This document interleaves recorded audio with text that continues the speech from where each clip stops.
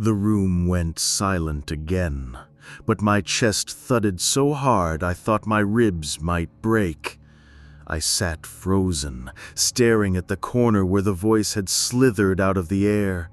Nothing was there, only the faint outline of shadows dancing on the wall, shifting as if something invisible moved behind them.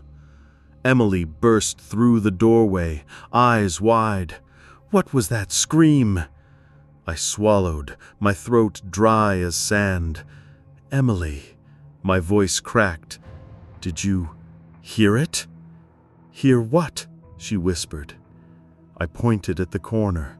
My hand was trembling, refusing to be still. It said, "Dreams don't leave scars."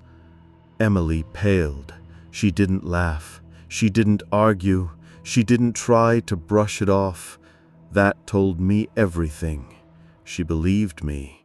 And maybe, just maybe, she'd heard something too. We sat in silence for a long time. The kind of silence that presses against your ears until you can't take it anymore. Finally, Emily whispered, "What if he isn't real in the way we think? What if he's part dream, part something else?" I wanted to laugh, but I couldn't. The idea made too much sense. We spent the morning in a daze.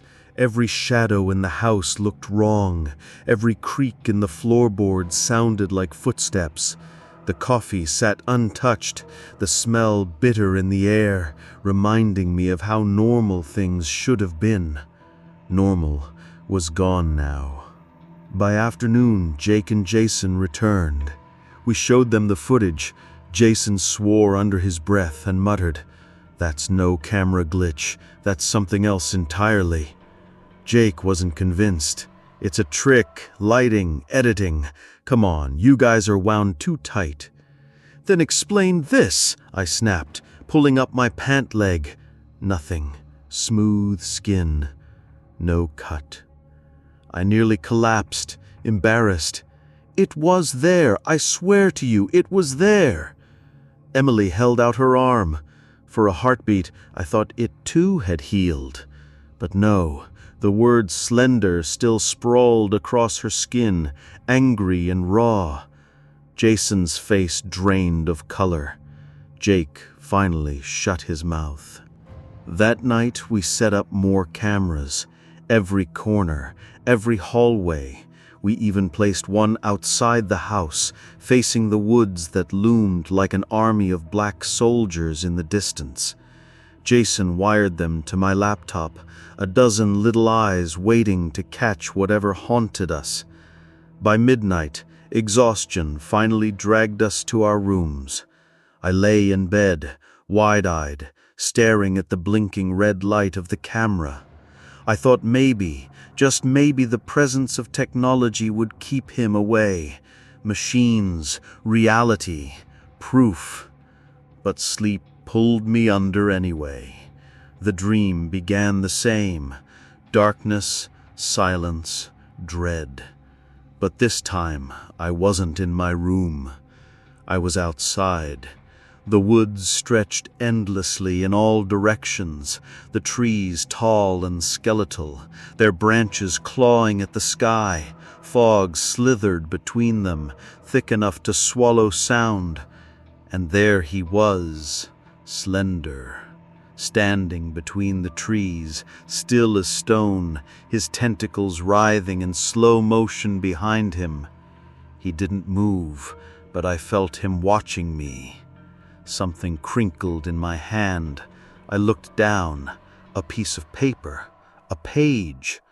On it, scribbled in frantic handwriting, "Don't look or it takes you." The fog thickened. I spun around. Another page nailed to a tree. I tore it free. "Leave me alone." A low humming filled the air, like static, but deeper, vibrating inside my bones. My vision blurred, the trees bending and twisting. I knew the rule: the more pages you collect, the closer he comes. I dropped the papers, and ran. My legs barely carried me as the ground beneath me warped, turning soft, then hard, then nothing at all, and then his mask, inches from my face. I screamed and woke up choking on my breath. I sat up in bed, sweat-soaked, trembling. The clock read 3:03 a.m. Emily's scream pierced the night from her room. I bolted down the hall, heart in my throat, and found her thrashing in bed, her hands clawing at the sheets. Her eyes shot open, wide, terrified. "He was here," she gasped. She shoved something into my hand. My stomach dropped. It was a crumpled piece of paper. The same handwriting as in my dream, the same words, "Don't look, or it takes you." I dropped it as if it had burned me. The page fell to the floor, but when it landed, it vanished into thin air. Emily's lips trembled. "It's not just dreams anymore. He's bleeding through." From the hallway, the cameras clicked softly, one by one, as if something was moving past them.